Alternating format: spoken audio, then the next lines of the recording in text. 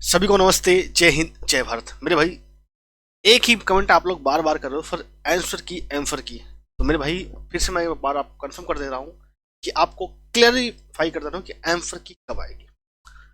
तो जहां तक मोस्ट चांस है, मैं सारा चीजें ऑथेंटिसिटी बात करूंगा कि लास्ट ईयर क्या हुआ था। अगर आप लास्ट ईयर बात देखोगे, आपका जो 2000 लास्ट भर्ती हुई थी उसका लास्ट पेपर हुआ था 13 फरवरी को। 13 फरवरी को लास्ट पेपर हुआ था और उसके बाद जो है आंसर की आपकी आई थी कितना, 18 फरवरी, अर्थात 5 दिन बाद।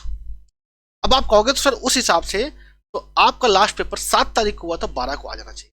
मेरे भाई आपका पेपर 7 तारीख को था, 7 मार्च को, लेकिन एसएससी जीडी का उन्होंने 12 मार्च को भी लास्ट पेपर रखा था। 12 मार्च को लास्ट पेपर रखा था। कब? 12 मार्च को। और उनका एग्जाम का शेड्यूल देखोगे, उन्होंने 12 मार्च लास्ट पेपर का डेट रखा था। तो मेरे भाई ये उम्मीद थी, मेरा तो बता नीलेश पाल इस बार आप कमेंट कर दीजिए, मैं आपको बता रहा हूँ भाई 12 मार्च था। इस हिसाब से जहां तक पूर्ण उम्मीद है 12/5 कब होता है, 17 मार्च। आज है 16 मार्च।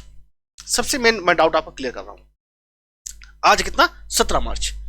अब देखो मतलब 17 मार्च को आ जाना चाहिए। तो भैया 16 तो मैंने पहले ही बताया था कि 4 से 5 दिन लेता है, हमेशा लेता आया है, इस बार भी लेगा भाई। 4 से 5 दिन तो चाहिए ही चाहिए, ठीक है। 17 मार्च, लेकिन 17 मार्च क्या पड़ रहा है, संडे। तो हो सकता है, मोस्ट प्रोबेबली है आपका 18 मार्च तक आपकी आंसर आ जाएगी। आशा करता हूं अब आपको ये सारी बात क्लियर हो गई होगी।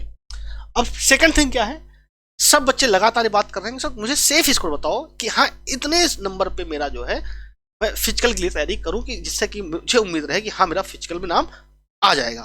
तो मेरे भाई मैं यही बात बता रहा हूं। अभी देखो, कट ऑफ बताने का कोई मकसद नहीं है, ना कट ऑफ बताने कोई लॉजिक है, ना कोई मतलब ही होने वाला है, क्योंकि ना आपको तो रियल में मार्क्स पता है, ठीक है, ना मुझे ये पता है कि लोगों के कितने नंबर आए, किस प्रकार के, कहां पे कितने लोगों के नंबर बन रहे। सीधी सी बात है।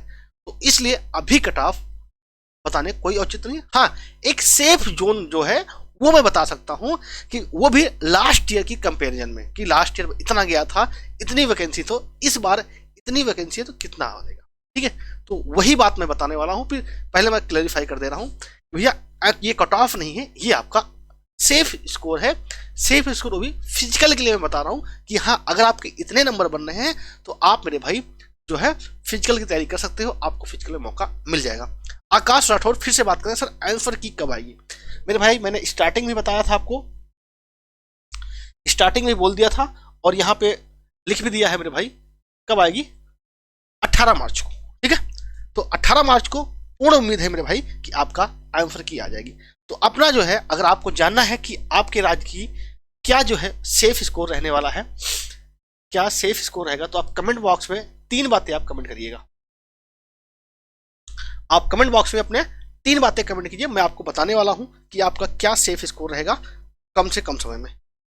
सबसे पहला आपका अपना स्टेट का नाम, अपनी कैटेगरी, और तीसरी बात अपना एरिया। अब देखो लोग कहेंगे यार एरिया बताने की क्या जरूरत है। मेरे भाई एरिया से ही सब कुछ डिसाइड होने वाला है। किससे? एरिया से ही। कि अगर आपका देखो तो आपका एरिया 3 भागों में डिसाइड रहता है।